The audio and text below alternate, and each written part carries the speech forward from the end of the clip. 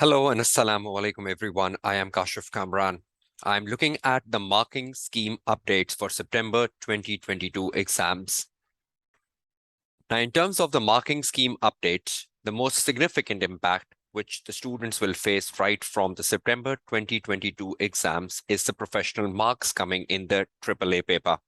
And the 20 professional marks will play a crucial part in the success and failures of the students starting from September 2022 exams. Hello everyone, this is Kashif Kamran. Today I am looking at the marking schemes updates ahead of the September 2022 exams. As you all know, the biggest impact starting from the September 2022 exams for the AAA paper is the 20 professional marks, which will play a crucial part in the success and failure of the students. Let's analyze the key marking schemes ahead of the September 2022 exams. Now, first of all, a student has to be very clear of the professional marks in the AAA paper and how they have been split in the question 1, 2, and 3. Now, right in front of your screen, you can see a flow chart which defines the question 1, 2, and 3. Now, in terms of the question number 1, there are 4 skills which is to be demonstrated, and one of them is an unique skill, which is only in the first question, which is known as communication skills. And you can see right in front of your screen, the 4 marks are allocated to the communication skill only in the first question. Whereas you have 6 remaining marks for judgment and skepticism, evaluation and analysis, and commercial acumen. So in the first question, where you have a total of 10 marks, 4 of them are for communication skill, and 6 of them is split apart among the remaining 3 skills. Now you have to demonstrate them. You have to fetch most of these 10 marks in the first question so that your performance gets better in the AAA exams. And I've already demonstrated how would you go about fetching or demonstrating the communication skill marks in my professional marks series on my YouTube channel and my webinars for September 22 exams. And same goes with judgment and skepticism, evaluation and analysis, and commercial acumen. I'll be doing another series, which is the right exam direction, where I'll just try to summarize again the professional skills and how this should be demonstrated ahead of your September 2022 exams. Hello everyone, this is Kashif Kamran. Welcome to another exciting episode today where I'm focusing on Hello everyone, this is your tutor Kashif Kamran. Today I am having a critical discussion on the marking scheme update ahead of the September 2022 exams. The most significant impact in the marking scheme is the 20 professional marks, which will make Hello everyone, this is Kashif Kamran. Welcome to the marking scheme updates for September 2022 exams. As you are all aware that the most significant impact for the September 22 exams for the AAA paper is the introduction of the 20 professional skill marks, and how would you be demonstrating and fetching most of them. It will be the critical success factor in your success and failure for the upcoming exams as well. Now, I've already covered a lot of my sessions on YouTube on professional marks, including my webinar to success for September 22 exam, looked at how would you be demonstrating the professional skills in the upcoming paper. So you should be watching them for a clarification.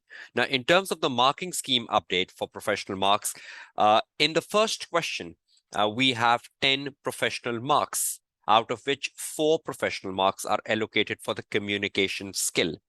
And 6 of the remaining marks in the first question are allocated to judgment and skepticism, evaluation and analysis, and commercial acumen.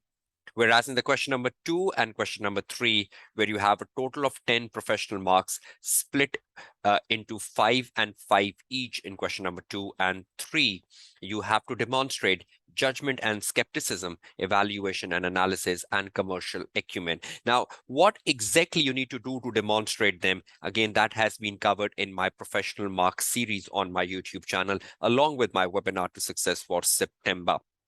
So please have a careful watch of that, so you are very clear how would you be fetching most of these professional marks, which are right in front of your screen.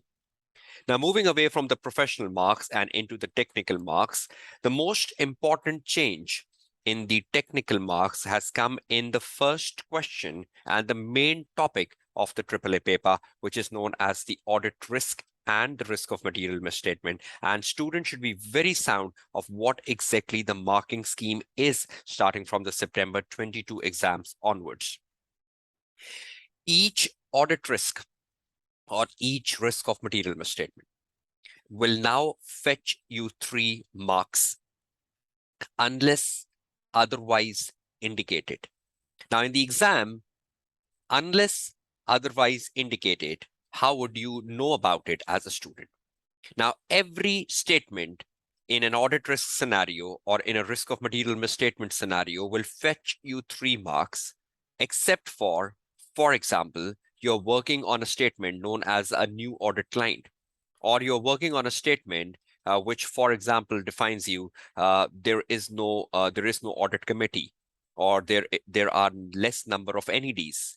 Situations like such, where you generally don't have accounting treatments, will fetch you 2 marks. But where you have a situation, most of the risk in an audit risk context or in a risk of material misstatement context are derived from accounting areas or accounting treatments. And that's where you have an opportunity to fetch 3 marks per audit risk, where you are commenting on the where you are commenting on the accounting treatment, where you are identifying the risk within the accounting treatment. For example, there is a risk of inappropriate classification, or a risk of inappropriate disclosure, or a risk of inappropriate recognition, or a risk of inappropriate presentation, etc.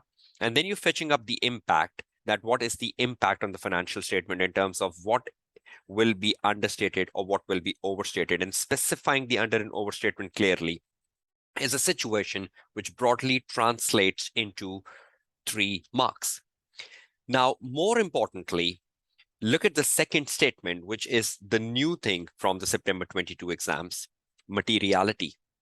Appropriate materiality calculation, in the bracket, maximum 2 marks, and justified materiality level should be awarded to a maximum 1 mark. Now that means 2 plus 1, 3. Now, as I guided you in my webinars for September exams, you need to write a materiality statement before you start writing the audit risk or the risk of material misstatement answer. And that materiality statement has to come from the partner email, where the partner will be telling you that I would like the materiality to be based on profit, for example. And the partner would be telling you this is the first year audit or this is a recurring audit. And we had a discussion on that in the September 22 webinar, that how would you put that statement? If the partner wants the materiality to be on the profit, then you will be writing a statement telling that the materiality for profit range from 5% to 10%, for example, and you calculate the materiality at 5% of the profit and then at the 10% of the profit, and show examiner the lower threshold and the higher threshold of materiality. Appropriate materiality calculations, maximum 2 marks. So when you are calculating the lower threshold of materiality and the upper threshold of materiality as per the request of the partner, you're fetching 2 marks for that. Then a justified materiality level will pick up 1. Then you have to conclude that from the lower threshold and the upper threshold, which one are you picking? Are you picking the lower? Why? Are you picking the higher? Why? Or are you picking something in the middle of the lower and high, and why? It might be a recurring client. It might be a new audit client. I've already given you the basis of deciding which level to choose in from my webinar to success for September 22 exam.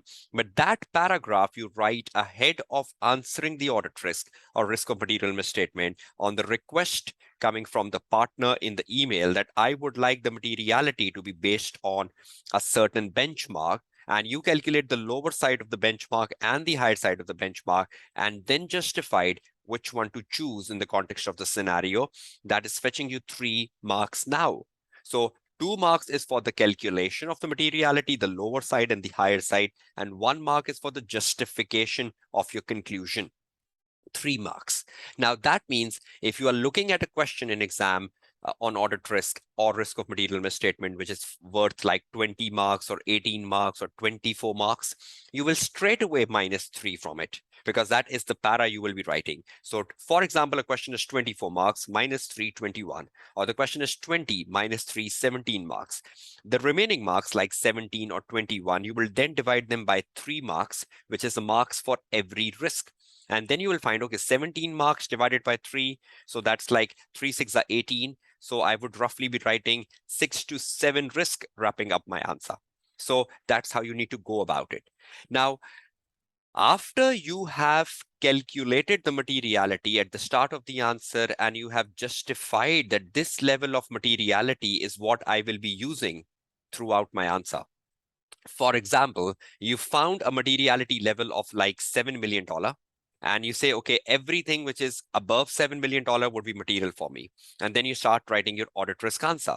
Now, wherever you get a figure in an audit risk answer, like 10 million, 11 million, 12 million, 16 million, 20 million, you will simply say, this is material as per the threshold calculated above, or this is material as per the materiality calculated above. And you keep commenting on that this is material, this is material, this is material as per the calculations performed above. Now, each time you're commenting on the materiality, that this is material as per the threshold above, this is material as per the threshold above, that commenting on materiality is fetching you the professional skill marks, which is analysis and evaluation.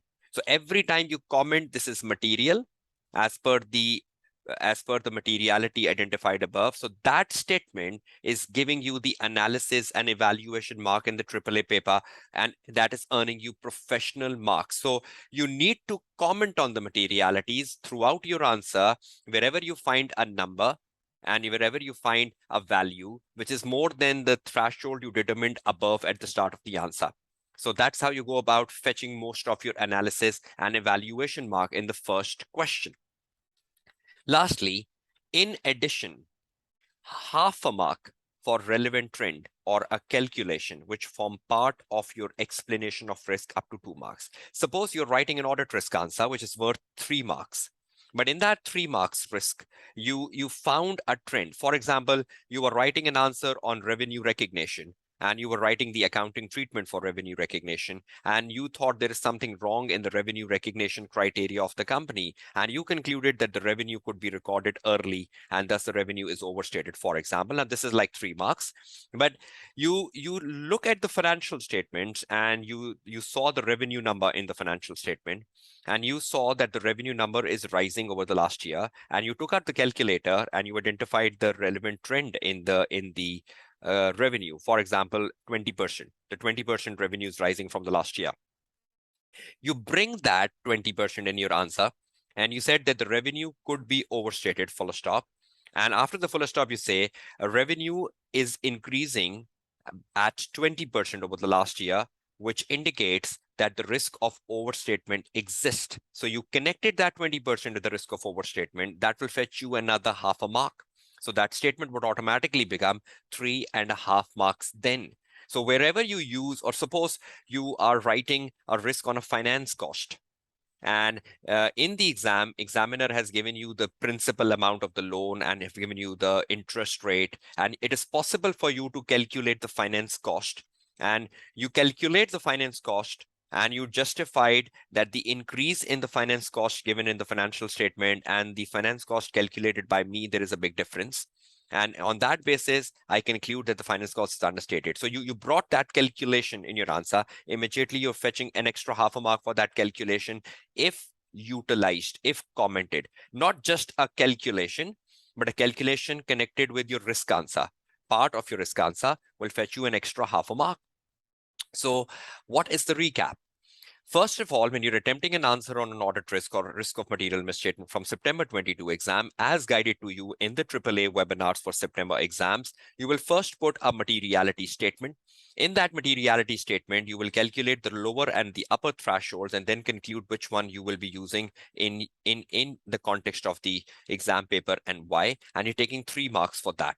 2 marks for calculation and 1 mark for the justified level. So whatever number of marks you have for audit risk or risk of material misstatement, you straight away deduct 3 from them, and the remaining marks you divide them by 3 to find how many risks you're writing.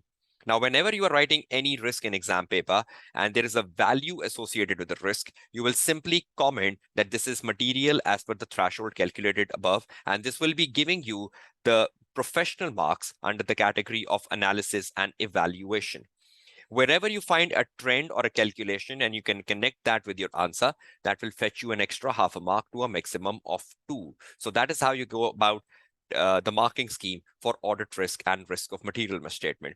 Even within audit risk, as guided to you in the webinar to success, that if you are prioritizing the audit risk, if you are writing the significant audit risk first, and I've given you the criteria of significant audit risk in my September webinar, again, that significance is part of your judgment professional skill, and that judgment would fetch you more professional marks as well. So there is a blend of professional and technical going together in the exam paper.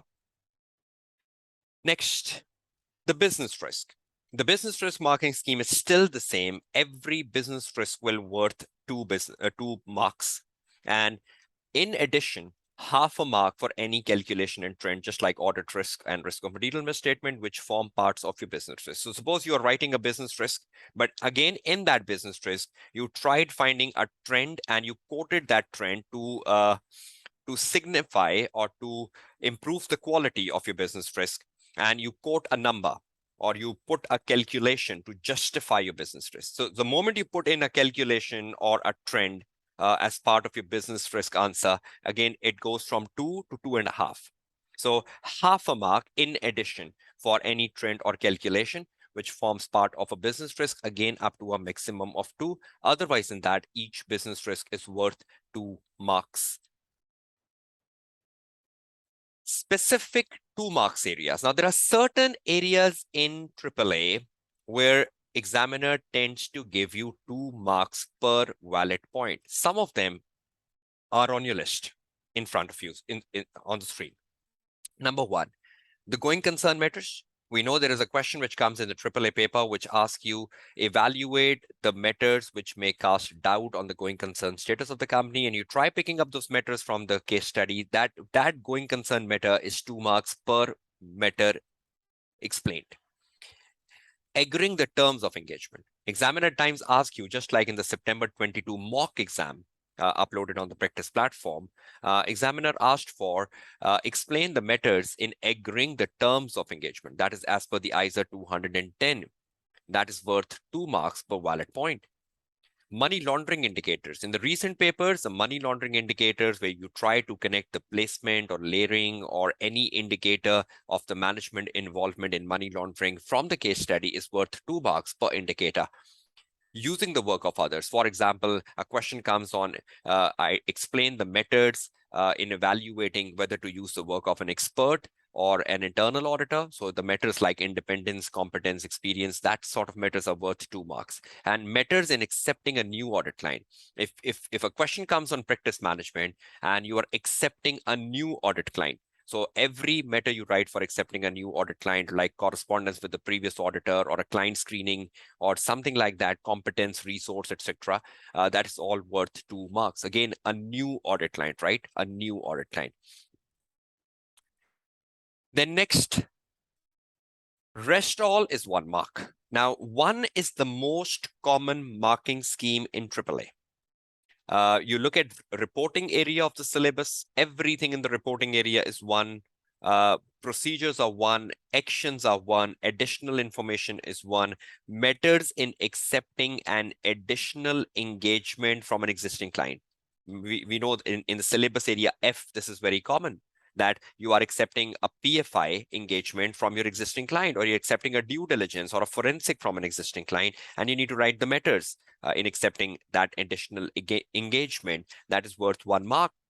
Accounting matters, 1 mark. Wherever you're writing an accounting treatment, you're evaluating the accounting treatment, you're trying to identify a risk in the accounting treatment, 1 mark. And evidence in the working paper file is 1 mark.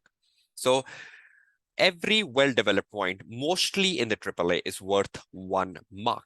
Even when we say an audit risk is worth 3 marks, or we say a risk of material misstatement is worth 3 marks, and you try to technically understand it, it's like a 1 mark per valid point. Because if a risk is worth 3 marks, audit risk or ROM, I say accounting treatment. I explain upon the accounting treatment, 1 mark.